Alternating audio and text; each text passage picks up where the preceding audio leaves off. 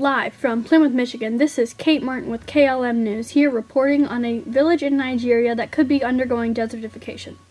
But before we go into detail about the scorching heat and high winds that impacts how these people live, here is Catherine with some helpful information you need to know. Thank you. Now to Catherine.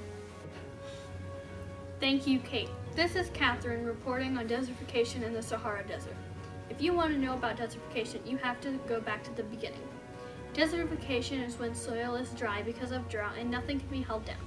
It usually happens in marginal land which surrounds already made deserts. Desertification is happening to people that live in an area that is suffering from a drought. Some big factors in desertification is chopping down trees for firewood, using more water than what is offered, and the wind. Chopping down trees for firewood increases how fast the soil erodes, and once the trees are down, there's less shade and protection from the sun. People that use more water than what is offered will find that this means the area undergoes water shortages and people in that village won't be able to stay for as long, and the land will become drier quicker. The wind also plays an important role in desertification, because the wind erodes the soil and can carry away crops that farmers have planted. The wind carries sand and causes sandstorms, but this also results in harsh weather conditions for people to live in.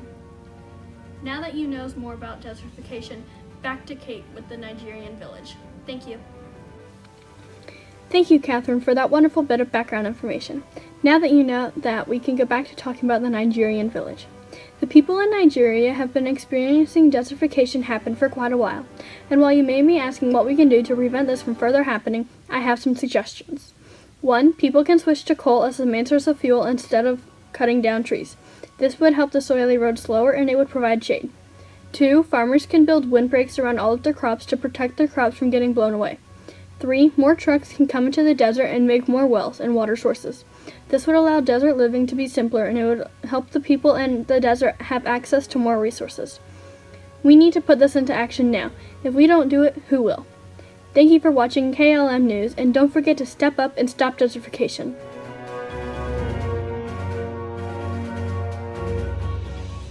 Thank you, Kate. Restart. This is... Okay. This is... You know, just...